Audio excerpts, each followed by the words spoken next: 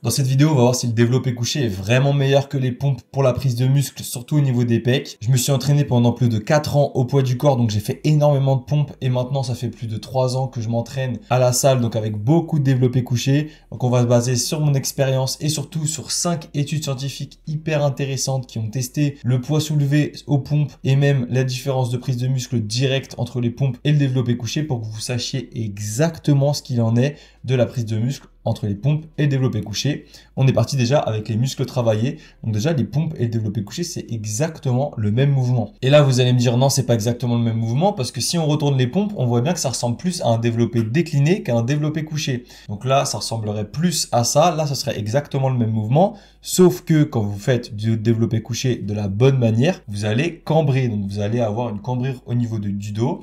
Vos fesses et vos épaules vont toucher le banc, mais votre dos ne va pas toucher le banc. Pourquoi il faut faire ça? Pour avoir plus de force grâce à vos jambes qui vont pousser le sol.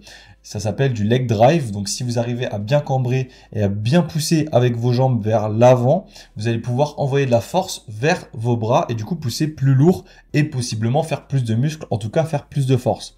Et donc, quand vous cambrez comme ça, vous avez une espèce d'angle qui est totalement différent parce que votre buste, cette fois, il n'est pas droit. Donc, le trait ici, il n'est pas droit. Il est en biais comme ça, vu que vous êtes cambré. Donc, ça ressemble beaucoup plus à un développé décliné quand vous faites du développé couché cambré. Et là, si je compare directement avec les pompes, on voit que ça ressemble énormément. Et même que quand vous cambrez, c'est encore plus décliné que quand vous faites des pompes classiques. Donc, les pompes, c'est exactement le même mouvement que le développé couché quand vous cambrez. Ça travaille très bien le haut des pecs et surtout le milieu et le bas des pectoraux. C'est ça que le développé couché travaille le plus. Si vous voulez travailler le haut des pecs, il va falloir faire du développé incliné. Ces deux études-là ont directement testé la prise de muscle au niveau du développé couché. La première, elle a été réalisée sur 8 semaines. Vous voyez bien que la prise de muscle au niveau du milieu des pecs et des bas des pecs est plus importante que le haut des pecs. Ici, on aurait pu penser que comme vous cambrez, vous allez plus travailler le bas des pecs, sauf que dans les études, ils doivent cambrer un petit peu, mais pas énormément parce que souvent, c'est des débutants. Ici, ils s'est entraîné pendant 8 semaines, c'est pour ça qu'il y a très peu de prise de muscle, donc 1,7 mm de prise de muscle, c'est pas énorme, mais c'est sur le muscle thickness qu'ils ont pris. Donc en gros, ils ont choisi un point sur les pectoraux et ils ont regardé si ça avait grossi ou pas. Et donc, on voit bien ici que le milieu et le bas des pecs a pris plus de muscles. Et pareil pour l'autre étude, où là, ils se sont entraînés pendant 6 mois et on voit bien qu'il y a beaucoup plus de muscles au niveau du milieu et des bas des pecs, encore une fois. Donc presque le double de prise de muscle par rapport au haut des pecs. Et là, il y a une plus grosse prise de muscle parce qu'ils ont pris la mesure du cross-sectional area, donc c'est en centimètres carrés. En gros, c'est le volume de vos pectoraux. Donc ils ont pris tous les pectoraux et ils ont vu combien les pectoraux ont pris en muscle en totalité et pas juste à un point donné. Donc c'est pour ça qu'il y a un peu plus de prise de muscle ici. Mais du coup, le but de ces deux études, c'était de vous montrer que le développé couché travaille très bien le milieu et le bas des pecs, comme les pompes, du coup, vu que c'est le même mouvement. Maintenant, ça travaille aussi d'autres muscles, les pompes et le développé couché. Ça travaille les triceps et l'avant d'épaule et même un autre muscle. Vous allez voir, c'est très intéressant, c'est même très étonnant. Maintenant, on va voir quel poids on soulève aux pompes parce que, ok, les deux exercices sont les mêmes, mais par contre, pousser un poids au développé couché, on sait exactement combien c'est. Vous mettez 70 kg sur la barre, vous savez que vous poussez 70 kg. Mais aux pompes, maintenant, combien vous soulevez? On a deux études à ce sujet hyper intéressantes. Il y a celle-là qui a testé seulement quand vous êtes à genoux ou de manière classique pour les pompes. En gros, il y a une espèce de balance ici au niveau des mains et ils ont pris la mesure au moment où les bras étaient tendus et les bras étaient pliés. Et les résultats de l'étude ont été que quand vous êtes à genoux, bras tendus, c'est environ 52% de votre poids du corps qui est soulevé et quand vous avez les bras pliés, c'est un peu plus lourd, c'est environ 60%. Mais nous, ce qui nous intéresse, c'est quand vous avez les jambes tendues et là, c'est autour des 70% de votre poids. Si vous faites 100 kg, bon, j'exagère, mais c'est pour que ce soit simple à calculer, bah, vous allez pousser 70 kg aux pompes, vu que c'est 70% de votre poids. Et ensuite, on a cette étude qui a aussi testé le poids soulevé en fonction de différentes variantes de pompes. Et on voit ici, le R, c'est pour régular. Donc, c'est pour les pompes classiques. Ça fait 0,64 de coefficient de votre poids. Donc, ça fait 64% de votre poids qui est soulevé. Donc, on voit bien, d'après les études, que c'est entre 65 et 70% de votre poids soulevé quand vous faites des pompes de manière classique. Donc, si tu fais 70 kg, ça revient à 50 kg aux pompes. Et si tu fais 100 kg, ça revient à 70 kg aux pompes. Comme les pompes, c'est égal au développé couché, si tu pèses 70 kg et que tu fais une pompe, ça revient à faire du développé couché à 50 kg. Alors, c'est pas une science exacte parce que la force ne se transfère pas aussi facilement d'un exercice à l'autre. Il y a des études, par exemple, sur le squat et la presse, où on voit bien que les personnes qui font beaucoup de squat ne vont pas prendre énormément énormément de force sur la presse, un petit peu, mais pas énormément comparé à des gens qui font que de la presse. Bah, c'est pareil pour le développé couché et les pompes. Si vous faites beaucoup de pompes, votre corps va être habitué à faire des pompes, donc pousser le sol.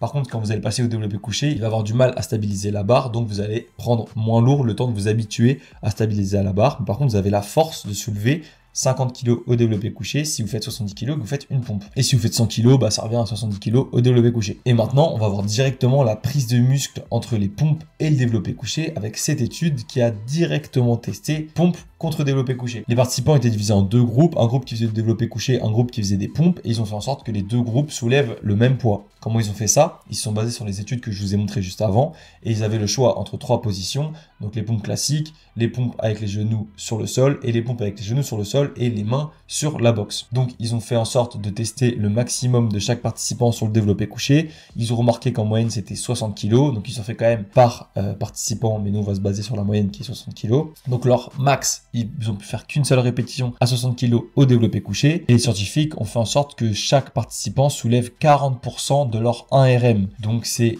40% de leur 1RM s'ils soulèvent 60 kg au maximum. Le 1RM, c'est la répétition max que vous pouvez faire, donc c'est 60 kg ici. 40%, c'est 24 kg. Donc ils ont fait en sorte que les participants qui faisaient du développé couché soulevaient 24 kg au développé couché. Et pour les participants qui faisaient des pompes, ils les ont mis avec des box, parce que pour pousser 24 kg comme au développé couché, vu qu'ils faisaient 60 kg, ils ont dû mettre leurs mains sur une box, parce que dans cette étude, on voit que c'est environ 40% de leur poids qui est soulevé quand ils ont les mains sur une box. Et donc 60 fois 40%, ça fait 24 kg. J'espère que vous suivez, les calculs sont un peu compliqués. En gros, quand les participants étaient sur des box, ils soulevaient 24 kg comme les participants qui faisaient du développé couché à 24 kg pour égaliser les deux groupes, pour vraiment voir la prise de muscle au niveau des pompes et du développé couché. Et donc, ils ont fait 3 séries de leur exercice. Donc, les participants qui faisaient des pompes faisaient 3 séries de pompes. Les participants qui faisaient du développé couché faisaient 3 séries de développé couché. Ils ont fait ça à l'échec musculaire avec 40% de leur 1RM. Donc, ils ont fait environ 20 à 30 répétitions. C'est souvent ça, les 40% de leur 1RM. Ils ont pris 2 minutes de repos à chaque fois. Ils sont entraînés 2 fois par semaine pendant 8 semaines et les résultats sont hyper intéressants. Les deux groupes ont pris autant de pectoraux, vu qu'ils allaient à l'échec dans une bonne fourchette de répétition. C'est un peu normal vu que c'est le même mouvement, donc ils ont pris autant de muscles au niveau des pecs. Par contre, au niveau des triceps, le groupe qui faisait des pompes a pris plus de muscles au niveau des triceps que le groupe qui faisait du développé couché. Alors c'est un peu normal parce qu'ils étaient sur une box, donc ils ont plus plié les coudes que s'ils faisaient des pompes de manière classique. Donc forcément, ils ont eu plus d'extension de bras, donc plus de triceps. Par contre, pour les biceps, c'est hyper intéressant. Le groupe du développé couché a pris beaucoup plus de biceps que le groupe qui faisait des pompes. Donc la prise de muscle au niveau des biceps, c'est surtout par rapport à l'étirement. Vu qu'aux pompes et au développé couché, vous reculez vos bras comme ça, vous allez étirer vos biceps, surtout au niveau de l'épaule, puisqu'ils sont attachés au niveau de l'épaule. Donc si vous mettez votre bras comme ça, même plié, vous allez quand même étirer la partie haute de vos biceps. Donc vos biceps vont quand même travailler, en tout cas en étirement. Et pour ce qui est du développé couché, les biceps participent à la stabilisation de l'épaule, vu qu'ils sont attachés au niveau de l'épaule, ils participent à la stabilisation, donc ils sont quand même assez activés, et du coup ça les fait grossir. Et pour les pompes, par contre, il y a beaucoup moins de stabilisation à faire, parce que vous poussez juste le sol, donc pas besoin de stabiliser une barre. En tout cas, ce qu'on comprend bien avec cette étude, c'est que les pompes sont égales au développé couché pour faire les pectoraux. Par contre, la seule limite à ça, c'est le nombre de répétitions que vous faites à l'échec musculaire.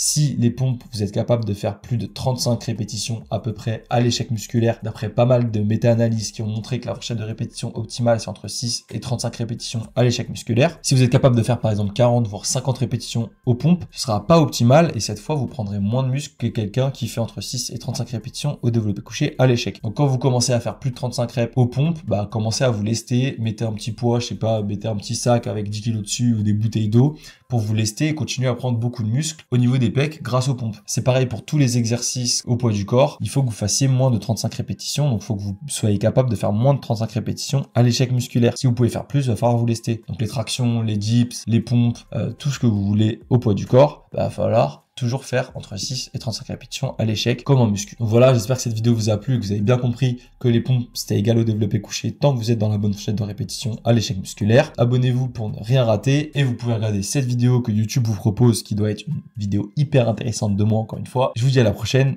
ciao.